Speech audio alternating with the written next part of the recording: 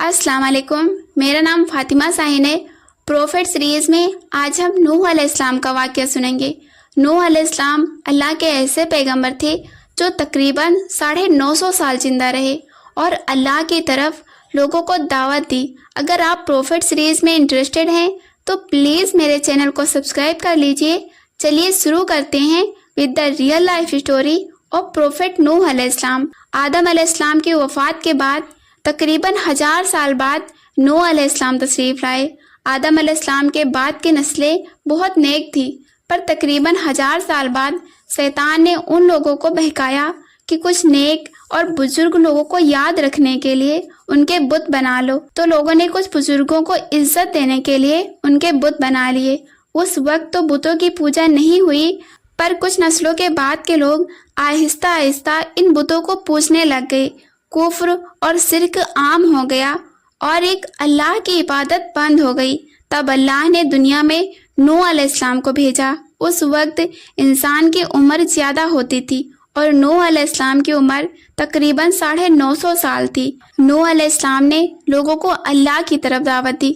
सूरह नूह में अल्लाह फरमाता है, यकीनन हमने नूह को उनकी कौम की तरफ भेजा कि अपनी कौम को डराओ और खबरदार कर दो इससे पहले कि उनके पास दर्दनाक अज़ाब आए। नूह अलैहिस्सलाम ने अपनी कौम से फरमाया, ऐ मेरी कौम, मैं तुम्हें साफ साफ डराने वाला हूँ, तो तुम अल्लाह की इबादत करो और उससे डरा करो और मेरा कहना मानो, तो वो तुम्हारे गुनाह बख्श देगा। नूह अलैहिस्सलाम तबलीग के सिलसिले में बहुत मेहनत करते थे। दिन रात लोगों के घरों और इज्तिमा में जाकर उनको दावत देते थे। नूह अलैहिस्सलाम लोगों को प्राइवेटली और पब्लिकली समझाते थे। यहाँ तक कि उन्हें ये करते करते 950 साल गुजर गए, पर सिर्फ चंद लोगों के सिवा कोई ईमान नहीं लाया। नूह अलैहिस्सलाम की कौम उनका मजाक बनाती थी और कहते थे कि अगर तुम सच्चे हो तो जिस अजाब का तुम हमसे वादा करते हो उसको ले आओ। नूह अलैहिस्सलाम की कौम साल दर साल बुराई में आगे बढ़ती गई और नूह अलैहिस्सलाम को परेशान करती रही और कोई ईमान न लाया, सिर्फ कुछ लोगों को छोड़कर।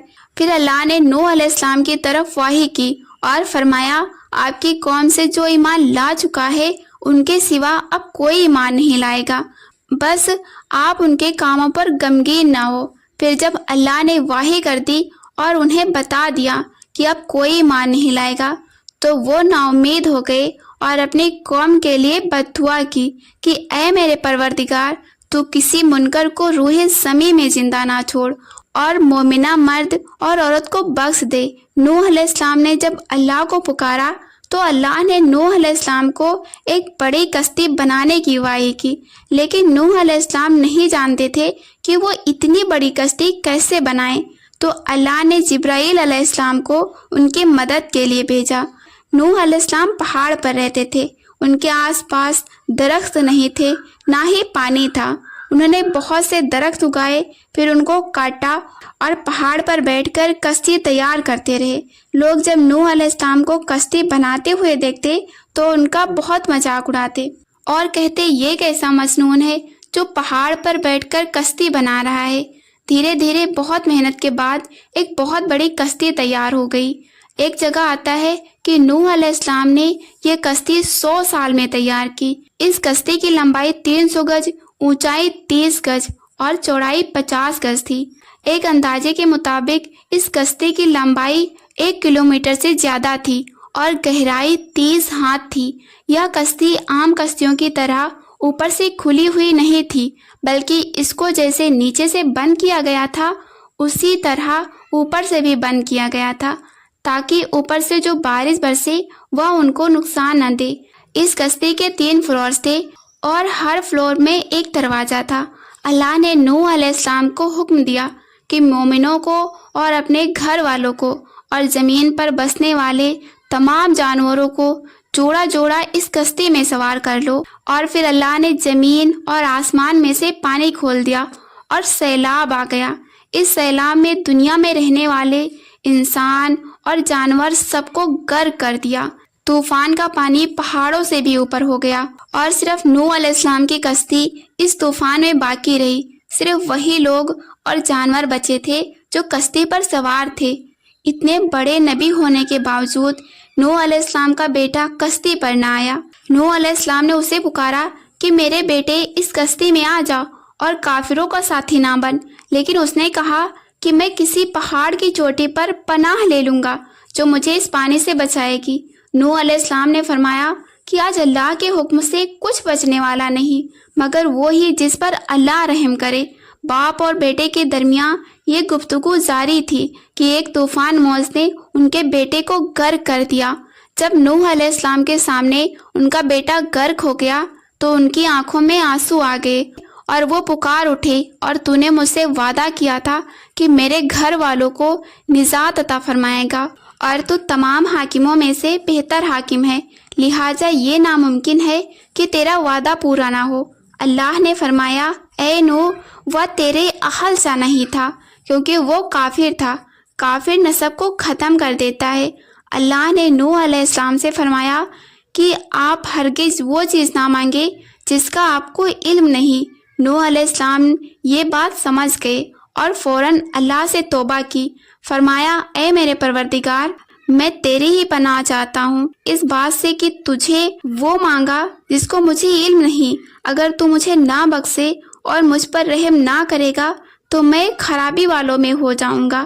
کشتی نوح علیہ السلام اور ان کے ساتھیوں اور سارے جانوروں کی نسل کو لیے پانی کی تیز لہروں پر بلندی سے چل رہی تھی، مگر زمین پر موجود ہر چیز، انسان، جانور، پرندے غرق ہو چکے تھے، ان میں سے کوئی باقی نہیں بچا تھا۔ اگر کوئی بچا تھا تو وہ تھی کشتی والے۔ نوح علیہ السلام اور ان کے ساتھی 6 مہینے تک اس کشتی میں رہے۔ آخر اللہ کے حکم سے طوفان رک گیا۔ اللہ نے زمین کو حکم دیا کہ پانی رک جائے، زمین نے سارا پانی نگل لیا اور زمین خشک ہو گئی اور کشتی پہاڑ پر جا کر ٹھہر گئی۔ اب انہیں حکم ہوا کہ سلامتی کے ساتھ کشتی سے اتر آئیے، آپ سب پر برکت نازل ہوگی اور ان نسلوں پر بھی جو آپ سے پیدا ہوں گی۔ پھر صرف نوح علیہ السلام سے آگے کی نسل شروع ہوئی اور زمین میں ان کی اولاد کے علاوہ کسی اور کی نسل باقی نہ رہی۔ سارے جانوروں کی نسلیں بھی یہیں سے پھر سے پیدا ہوئی۔ نوح علیہ السلام کے 3 بیٹے تھے، سام، حام، یافز، جن سے دنیا کی نسلیں آگے بڑھی۔ سام کی اولاد گندمی رنگ کی تھی۔ عرب، سیریا، فلسطین، اسرائیل کے لوگ سام کی اولاد ہیں۔ حام کی اولاد کالے رنگ کی تھی۔ افریقہ، ابوریجنل، آسٹریلیا، انڈیا، ایجپٹ اور سوڈان کے لوگ حام کی اولاد ہیں۔ گوری رنگت کے لوگ یافت کی اولاد ہیں۔ چائنا، جاپان، کوریا، یوروپ کے لوگ یافت کی نسل ہیں۔ نوح علیہ السلام کا چوتھا بیٹا جو ایمان نہ لانے کی وجہ سے برباد کر دیا تھا، اس کا نام کنعان تھا۔ اسے کوئی نسل آگے نہیں بڑھی۔ قرآن میں اللہ نے فرمایا اور ہمیں نوح نے پکارا تو دیکھ لو ہم کیسی اچھی دعا قبول کرنے والے ہیں۔ ہم نے اسے اور اس کے فرما برداروں کو اس زبردست مصیبت سے بچا لیا اور اس کی اولاد ہم نے باقی رہنے والی بنا دی۔ طوفان کے بعد نوح علیہ السلام 350 سال زندہ رہے، پھر نوح علیہ السلام فوت ہو گئے۔ نوح علیہ السلام کی کشتی آج بھی موجود ہے۔ ریسرچ نے اس کشتی کو ترکی میں ڈھونڈ لیا ہے۔ قرآن میں اللہ نے فرمایا اور بے شک ہم نے اس واقعے کو نشانی بنا کر باقی رکھا۔ بس ہے کوئی نصیحت حاصل کرنے والا۔ لوگ اسٹوری کو تو ڈینائٹ کر سکتے ہیں پر ایویڈنس کو ڈینائٹ نہیں کر سکتے۔ نوح علیہ السلام یہ کشتی ایک بہت بڑا ایویڈنس ہے اس پورے واقعے کا۔ تو یہ تھا نوح علیہ السلام کا بہترین واقعہ۔ نیکسٹ آپ کون سے پروفٹ کی اسٹوری سننا چاہتے ہیں پلیز کمنٹ کر کے بتائیے، اور اگر آپ کو پروفٹ سیریز میں انٹرسٹ ہے تو پلیز چینل کو سبسکرائب ضرور کر لیجئے۔ دس از می فاطمہ شاہین۔